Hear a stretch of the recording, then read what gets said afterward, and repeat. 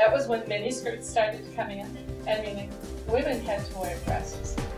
And then it, I think the skirts got shorter and shorter. And so maybe it was, well, maybe we should rethink this. The men teachers would get paid $100 more. $325. I think The magic number was $325. Yep, $325. Yeah, and Artie Munson Swanson was the person that went after that whole kind of thing about, because she was the head of a household, she was a single parent at the time, and said, but I also have these bills to pay, etc. So it's Artie Munson Swanson. Thank you, Artie. Yes. Because that new math was not revolutionary. It was just a reform. It was not that bad at all. And everyone just went berserk about the new math.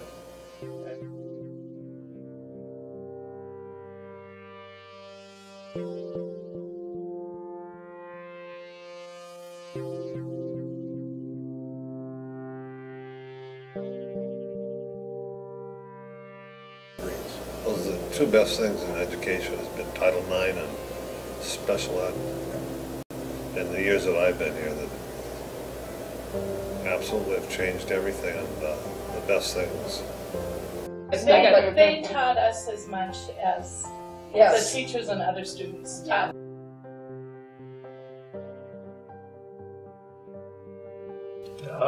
How many kids were in the school when you were there? Well, at its top, it was about 2,000. That's what I thought, to be in that neighborhood. Yeah, we were a little over 2,000, I think, when Century opened. We had 2,500. You know, things went pretty well. We used every classroom, every period, but I don't remember any real big problems with that making. Well, you doubled, you switched to double shift. I always said you put 2,200 adults in the clock area. You'll have more problems than we had this time.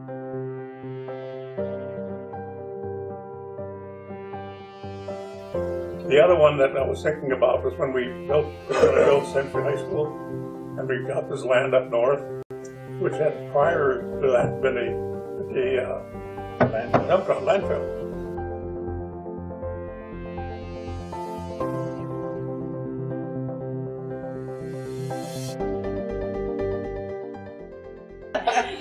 I got a call from Dick Carlgard to come and show up at Bismarck High on the new semester started. He wanted to know, I'd been coaching, and he wanted to know if I could teach high school Phi Ed, and I said, sure. He goes, okay, just show up, you're hired.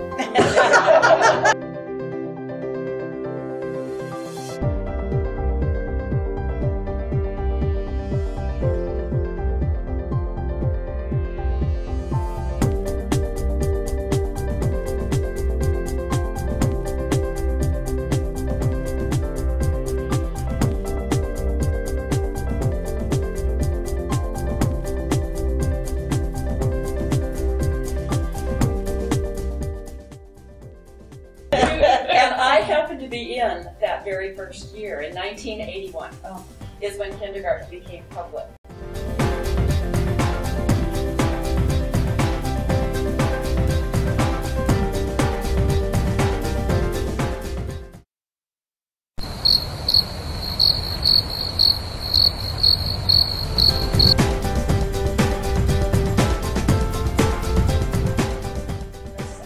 I would hope we don't forget that we are teachers, no matter what administrative role or guidance and counseling, that we're all teachers.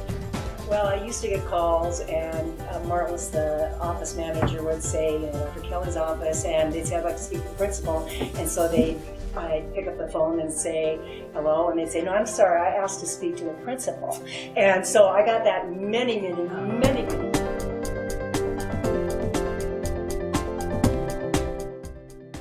But it didn't happen without a lot of work and a lot of adversity. Bismarck Public Schools tries everything new. They take on so many new things.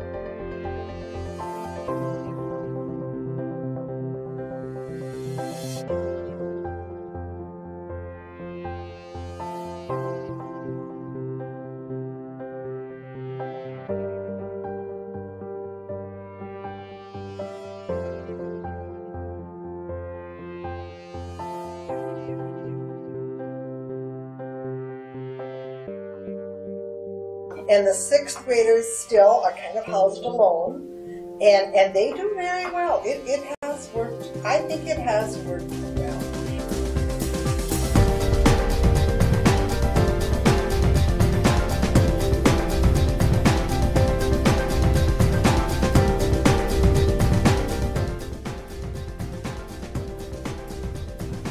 And in fact, having been the principal at Century when we went through that massive renovation and redoing and so on, and double the size, some of the electrical things were just downright scary when we came on them and so on. And so there were a lot of things that were, you know, and I know a lot of us are old Bismarck High students, and emphasis on old.